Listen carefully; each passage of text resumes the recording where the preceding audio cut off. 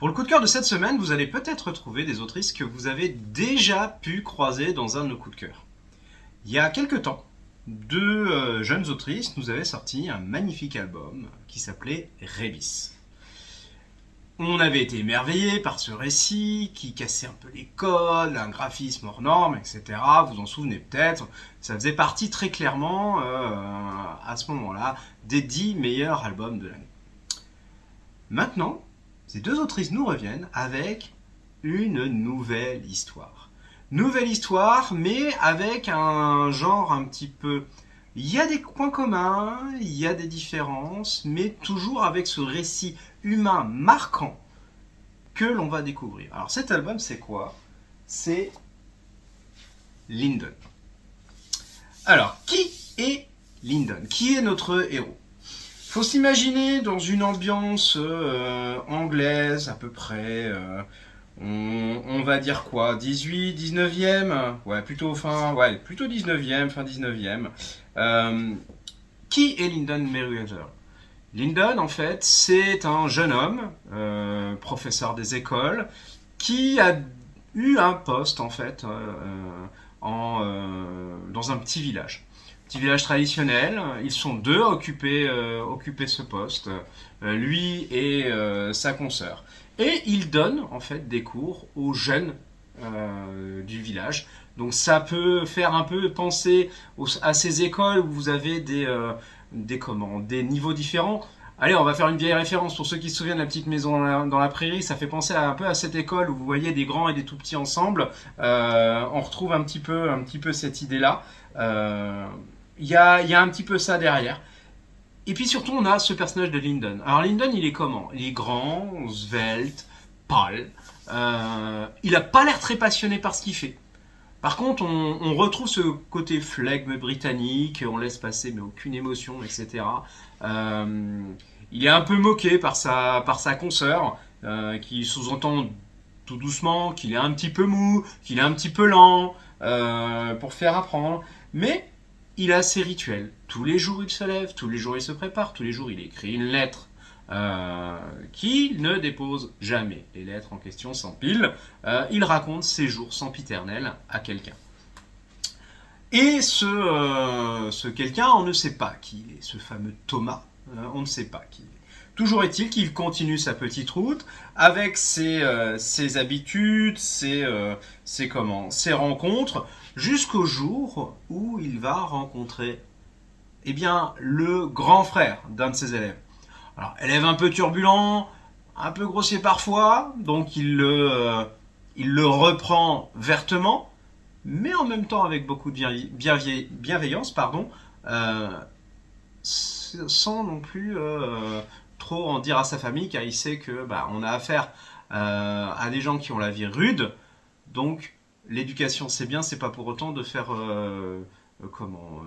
faire des reproches à ces enfants qui plus tard vont se reprendre une deuxième tournante à la maison. Donc il va rencontrer un jour le frère aîné, ce grand frère, un colosse blond, beau, baraque, la totale. L'opposé total de Lyndon. Euh, Tout de suite accueillant, tout de suite bienveillant envers lui. Et Lyndon, à la façon dont on parle, vous aurez bien compris qu'il n'est pas totalement insensible à ce jeune homme. On ne sait pas si c'est la première fois qu'il éprouve une sorte d'attirance amicale pour quelqu'un, ou s'il y a quelque chose de différent. Seulement voilà, on comprend très vite que Lyndon cache un secret. Un secret qui l'obsède, un secret qui le torture nuit et jour, qui le fait mal dormir, un secret qui malheureusement l'empêche de se lier aux autres.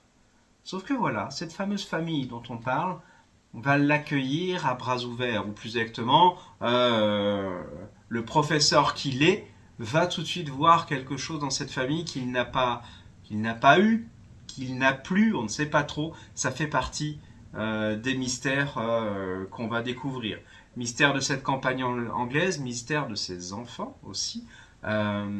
Qu'est-ce qui se cache derrière tout ça? Et mystère d'un homme donc torturé, dont on se demande comment il va briser ses chaînes. Vous l'aurez compris, on est dans un parcours assez onirique, assez introspectif, assez lancinant aussi. Il y a ce côté campagne anglaise qui est traditionnel, qui est là à 100%. Il y a des décors, mais on a juste envie de s'y promener dedans. On entend presque l'eau couler et le chant des oiseaux. Il y a un côté très bucolique dans cet album. Et pourtant, on va découvrir aussi l'envers du décor, les drames qui peuvent émailler ce genre de petite ville, tout ce qui s'y déroule, et puis petit à petit gratter ce vernis de Lyndon pour comprendre le trauma qu'il y a derrière et s'il peut dépasser ce trauma. Sachant que le risque, c'est de voir un nouvel événement arriver, ce qui risque de ne pas manquer.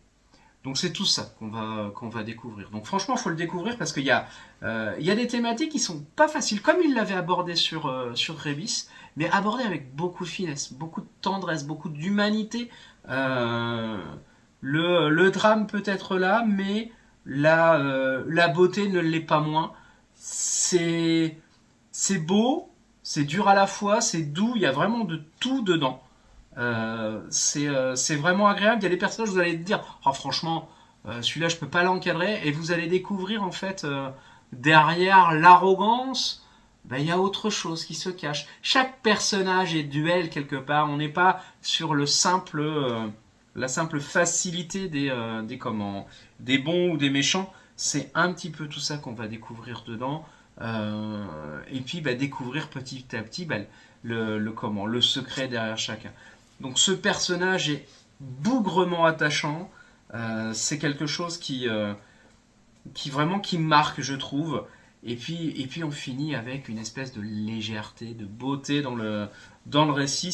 C'est vraiment beau, c'est vraiment à conseiller. Il y a vraiment une poésie derrière. Ces autrices sont vraiment douées. J'ai hâte de voir ce qu'elles vont nous faire par la suite parce que là, chapeau, 2 albums, 2 réussites. Rien à redire. Alors, vous aurez vu, hein, c'est quand même des beaux bébés, c'est des beaux one-shots. Rebis, si vous en souvenez, était dans le même format, à peu près la même pagination. Donc franchement, là, voilà, pour l'instant, sans faute. Continuez comme ça. Hein. Franchement, là, c'est très très beau. Maintenant, si vous avez envie d'en parler, vous savez où nous trouver. Si vous avez des questions à poser, comme d'habitude. Moi, en attendant, je vais vous souhaiter une belle lecture, une belle découverte. Et puis, on va se dire à très vite. Allez, au revoir.